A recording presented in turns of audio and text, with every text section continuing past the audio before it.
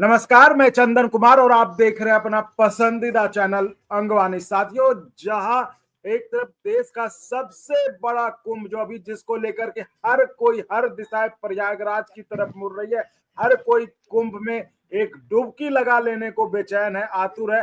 और कुंभ अब जबकि अंतिम स्टेज में, अंतिम पड़ाव में, जो कि आखिरी स्नान 26 को होना है, तो वैसे में हम भी आपको लेके चल रहे हैं प्रयागराज, जहां पर हम बात कर रहे हैं Indian employees railway federation IREF के वाइस प्रेसिडेंट कमल उसरी जी से। कमल जी, बहुत स्वागत है आपका। शुक्रिया, धन्यवाद।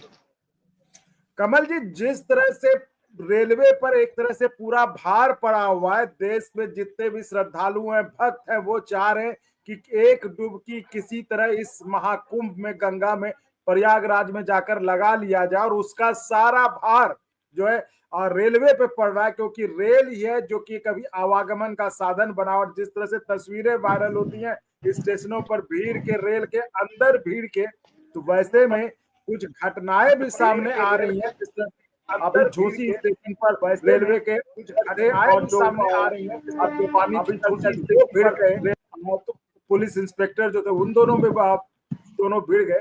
तो ऐसे में क्या लगता है, क्या वहां पर कोई देखने वाला नहीं है कर्मचारियों को, या फिर उन सुविधाओं का अभाव है, या आखिर क्या ऐसी घटनाएं क्यों हो रही है वहां पे? देखिए, सबसे जरूरी इस तरह गंभीर विषयों पे कोई आजकल बात करने को तैयार नहीं है। मैं आपको और आपके चैनल को धन्यवाद देता हूँ, कम से कम इन संवेदनशील मुद्दे पे बात करने को आप तैयार हुए हैं। सबसे पहले प्रयागराज में जो भगदड़ में जो श्रद्धालु मरे, और दिल्ली के स्टेशन पर भगदड़ में जो हमारे श्रद्धालु की मौत हुई, और अभी हम लोग हमेशा सुना करते थे कि ट्रैक मेंटेनेंस हमारे साथी रन ओवर होता है। अब इधर बीच हमारे लोको पायलट जो रन ओवर अभी हुए हैं, उन सबको मैं अपनी विनम्र श्रद्धांजलि अर्पित करता हूँ, सबको जय भीम जोहार पेश करता हूँ। और उसके बाद मैं अपनी बातचीत रखना चाहता हूँ कि देखिए, ये दुनिया का सबसे बड़ा मेला हो रहा है और इसको हम लोग लगभग इलाहाबाद शहर में 30-32 साल से देख रहे हैं, लेकिन इतनी अराजकता, इतना अव्यवस्था हम लोगों ने कभी नहीं देखा। उसके दो मुख्य कारण हैं जिन पे मैं आपको अपना ध्यान ले जाना चाहता हूँ। मुख्य कारण ये है, एक तो सबको पता है कि जब भी इस तरह के आयोजन होते हैं, उनमें भारतीय रेलवे जो जनता की सवारी है उस पर भार पड़ता है, उसकी जिम्मेदारी आ जाती है। और ये नहीं, बरसों बरस से ये भारतीय रेलवे जो जनता की सवारी है, ये जिम्मेदारी को बखूबी निभाती रही है। अभी सरकार के हमारे जो आदरणीय रेल मंत्री जी हैं, उन्होंने पार्लियामेंट में कहा कि महाकुंभ के लिए हमें सरकार ने 5,000 करोड़ रुपए अतिरिक्त दिया है इस आयोजन में, अतिरिक्त व्यवस्था करने के लिए। और उन्होंने ये जानकारी दी कि 10,000 रेगुलर ट्रेनें जो लगातार चल रही हैं वो चलेंगी, 3,000 अतिरिक्त जो वो ट्रेन चलाएंगे। लेकिन आपको जानकर आश्चर्य होगा कि अभी जो आंकड़े आ रहे हैं वो 3,000 नहीं, 5,000 ट्रेनें अतिरिक्त चल रही हैं, 10,000 रेगुलर के अलावा। लेकिन ये सवाल हमारा आपके माध्यम से आदरणीय रेल मंत्री से और सरकार से है कि आप जिन इन ट्रेनों को लगातार चला रहे हैं वो कौन चलाता है? वो हमारे भारतीय रेलवे का लोको पायलट चलाता है। लेकिन लोको पायलट की कई हजार संख्या की भर्ती हुई नहीं है, वो पद खाली हैं। ऐसी स्थिति में आप जहाँ जो ट्रेन चला रहे हैं, जो अतिरिक्त ट्रेनें आप चला रहे हैं, उसको आखिर चलाएगा कौन? लोको पायलट चलाएगा। तो लोको पायलट संख्या है कम। लोको पायलट लगातार जिस विफलता में, जिस तकलीफ में, जिस पीड़ा में काम कर रहे हैं, आप महसूस करिए कि अभी बरेली में कुछ दिन पहले गुड्स में एक लोको पायलट लगातार 60 घंटे, माने अद्भुत होगा कि इतनी पीड़ा आप लगातार अतिरिक्त ट्रेनें चला देंगे, जब आपको मन में आए चला देंगे, लेकिन उन परिचालन के लिए जो लोको पायलट की जरूरत होती है, ट्रेन मैनेजर की जरूरत होती है, उसको आप क्यों भर्ती नहीं कर रहे हैं? उनकी संख्या इतनी है। और ये कोविड के दौरान, माने आपको आश्चर्य होगा, अभी 2 दिन पहले भारत के जो लगभग 1 लाख के आसपास हमारे लोको पायलट है, उन लोगों को 36 घंटे की भूख हड़ताल पे जाना पड़ा।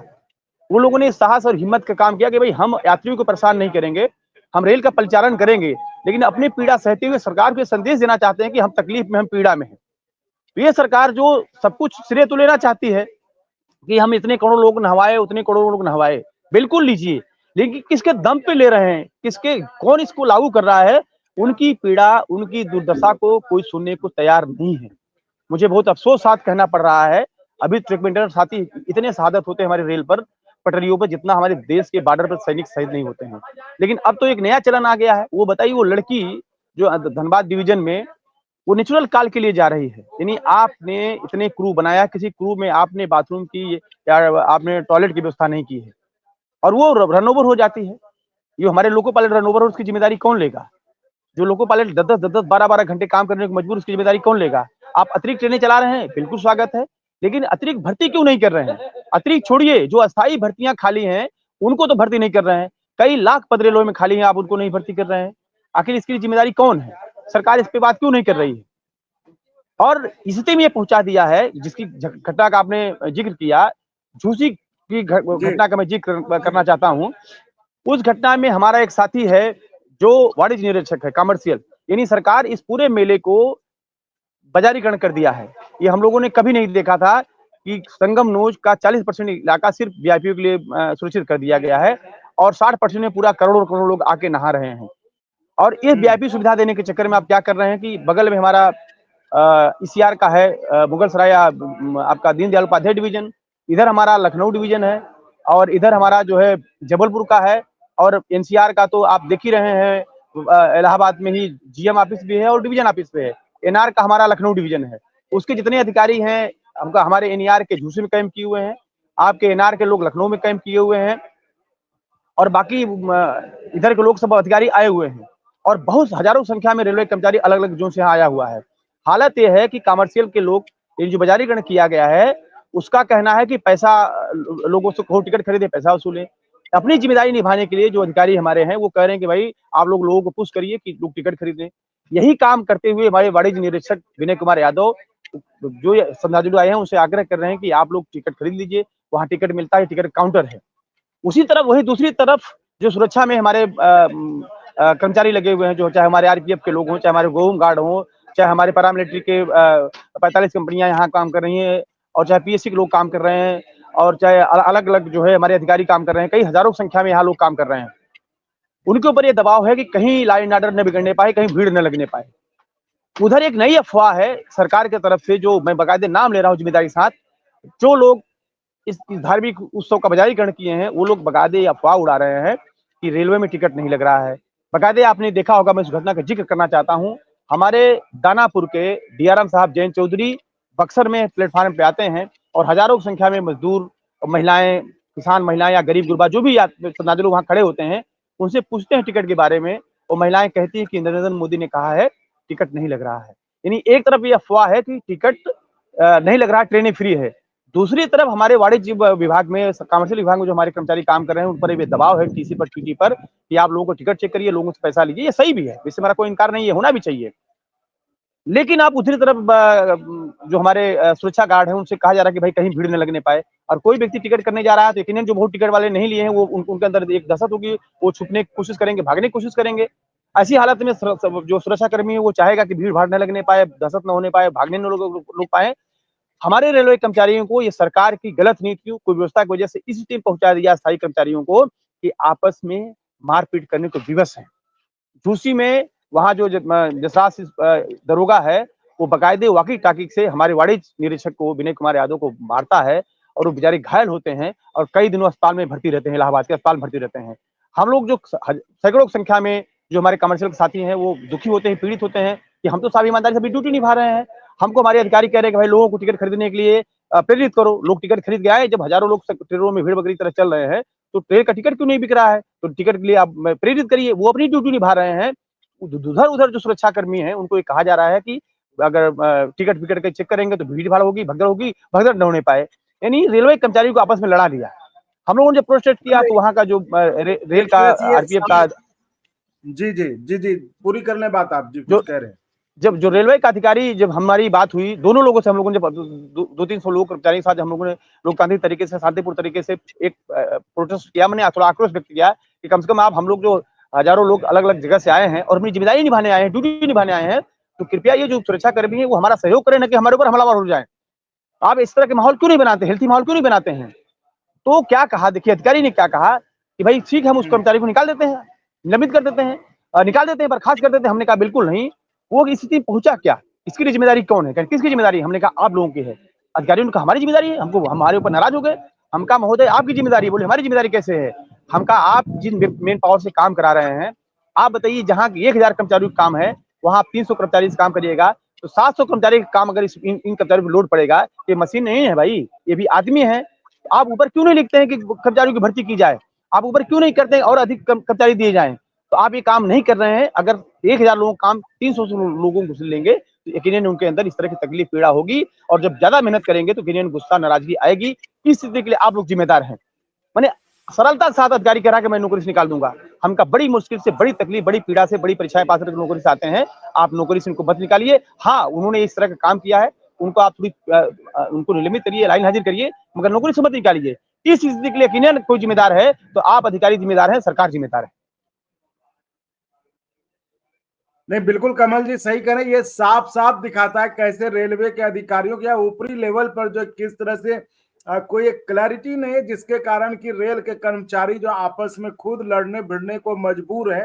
जिस तरह से शुरुआत में भी, कुंभ के शुरुआत में भी खबर आई थी कि रेलवे के कर्मचारियों को विभिन्न जगहों से बुला तो लिया गया है, लेकिन उन्हें सुविधाओं का भयंकर अभाव है। तो अभी सुविधाएं हैं कि नहीं रेल कर्मचारियों को वहां पर जो है? बिल्कुल, आपने बहुत जेन्युइन सवाल किया है। देखिए, सरकार ने, मुझे बहुत पीड़ा से ये बात मैं कह रहा हूँ, जनता की सवारी भारतीय रेलवे के बहुत बड़े हिस्से को उसने निजीकरण कर दिया है। कुछ हिस्से बचे हैं, बहुत सारा, जितनी भी बहुत सारी चीजें हैं, कमर्शियल की बहुत सारी चीजें उसने प्राइवेट कर दिया है। अब सुविधाओं के नाम पर उसने टेंडर किया हुआ है। बड़े बड़े ठेकेदारों को कहा कि भाई इनको शौचालय का इंतजाम कराओ, इनके यहाँ रहने का इंतजाम कराओ, इनके ये सब कराओ। ठेकेदारों को दिया है। और आप जानते हैं, ठेकेदार, कोई ठेकेदारी करने आता है तो वो जनहित का, देश हित का, लोकहित का काम करने नहीं आता, वो मुनाफा कमाने आता है। यानी जब आप जान रहे हैं कि जैसे आप बाड़ा बनाए हुए हैं, तो आप जान रहे हैं कि कुंभ मेला लगता है या इस तरह के आयोजन होते हैं, इन कर्मचारियों के लिए, जो सरकारी कर्मचारी जगह जगह से आते हैं, उनके लिए अस्थायी सुविधाएं क्यों नहीं बनाते हैं आप?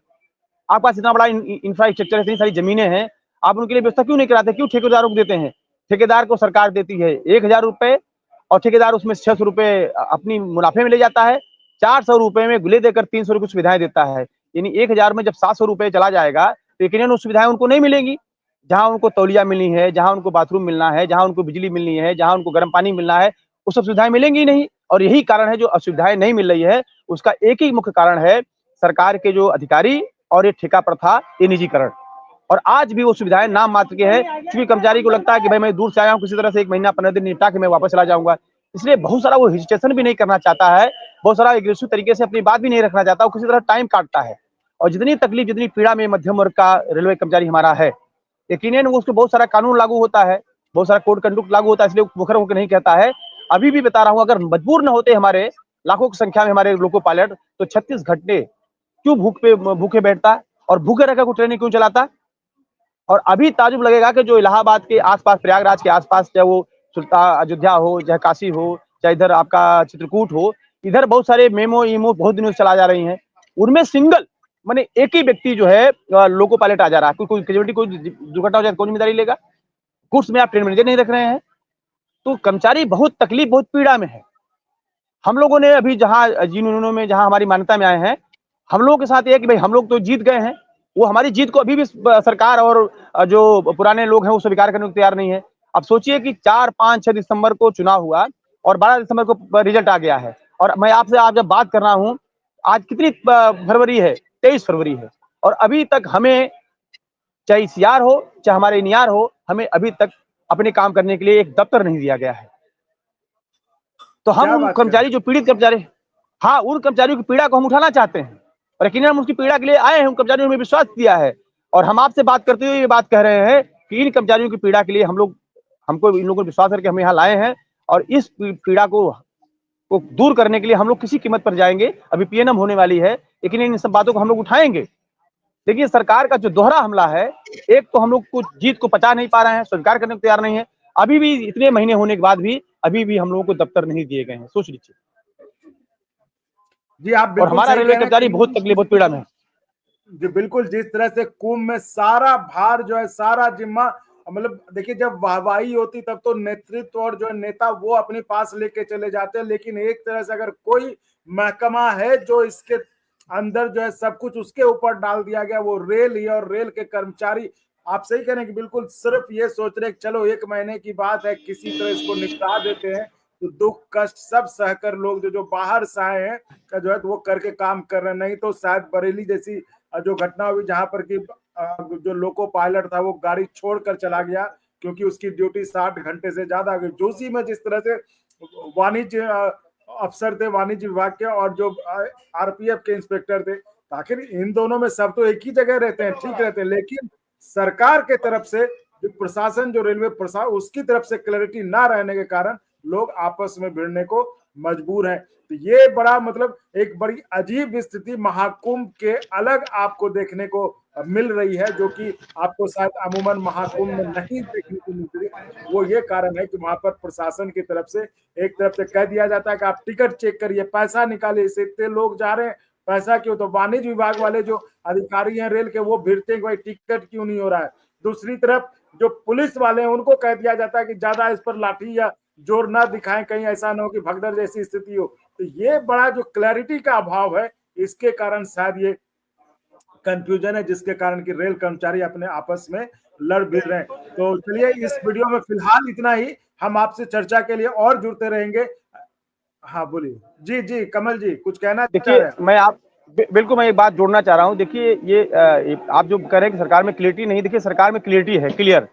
सरकार दरअसल में जो जन संसाधन है इसका उपयोग अज्ञानता, अविश्वास, पाखंड फैलाने के लिए कर रही है। अगर ऐसा ना होता तो बाकायदे हमारा जो डीआरएम है, अगर उसको इस बात का आंतरिक या कहीं से कोई निर्देश न होता तो जो हजारों लोग बक्सर के प्लेटफार्म में मिले बिना टिकट, उन पे कार्रवाई उसने क्यों नहीं किया? और क्यों हमारे जो टीसी लोग हैं, जो हमारा बड़े निरीक्षक जिसको मार कर वो अपना ड्यूटी निभाते समय उसको वाकी टाकी सर फोड़ दिया गया, वो तो भाई आप बिना प्लेटफार्म टिकट लेकर प्लेटफार्म नहीं जा सकते हैं और बिना टिकट लेकर आप ट्रेन में नहीं जा सकते हैं। तो हजारों हजार लोग जो प्लेटफार्म में पहुंच जा रहे हैं गाड़ियों में। और मजेदार बात है कि जो हमारी वीआईपी कोचें हैं ट्रेन की, एसी की, उनको जो लोग तोड़ रहे हैं उन पे आप कानूनी कार्रवाई क्यों नहीं कर रहे हैं? तो मैं स्पष्ट कह देना चाहता हूं कि ये सरकार की उनको प्रशय है, उनको जो है संरक्षण है। वरना जो हमारी रेलवे भर्ती के लिए हमारे इलाहाबाद के छात्र जो है और विक्रमगंज, सासाराम और टिहरी के जो छात्र शांतिपूर्ण तरीके से ट्रेन के आगे खड़े हो जाते हैं, साहब ट्रेन में ले जाइए, रेलवे भर्ती शुरू करिए, उनको तो आप जेलों में बंद कर रहे हैं। लेकिन जो हमारी जनता की सवारी भारतीय रेलवे के एसी कोचों को तोड़कर उसमें मुस्कुराते हुए, गर्व महसूस करते हुए उसमें टहल रहे हैं, उन पर कोई कार्रवाई नहीं करते हैं। तो सरकार की क्लियरिटी एकदम क्लियर है कि पाखंड को, अंधविश्वास को जनता के पैसे से बढ़ाना है, और जो जनता सचमुच में वैज्ञानिक चेतना के साथ, आधुनिक तकनीकों के साथ काम करना चाहती है, उसके विवेक को खत्म करना है। स्पष्ट है, ये क्लियर है। और इन सब के बीच में पिस रहा रेल का कर्मचारी, रेल का आम कर्मचारी। अफसर तो मजे में है, लेकिन जो रेल का आम कर्मचारी है वो इस सब झेलने को मजबूर है। तो साथियों फिलहाल इस वीडियो में इतना ही। आप ऐसे चैनल को लाइक, शेयर, सब्सक्राइब करते हैं और संभव हो तो ज्वाइन भी करिएगा, जिससे हमें आपके लिए और गुणवत्तापूर्ण कंटेंट के निर्माण में मदद। बहुत बहुत धन्यवाद कमल जी। शुक्रिया, धन्यवाद।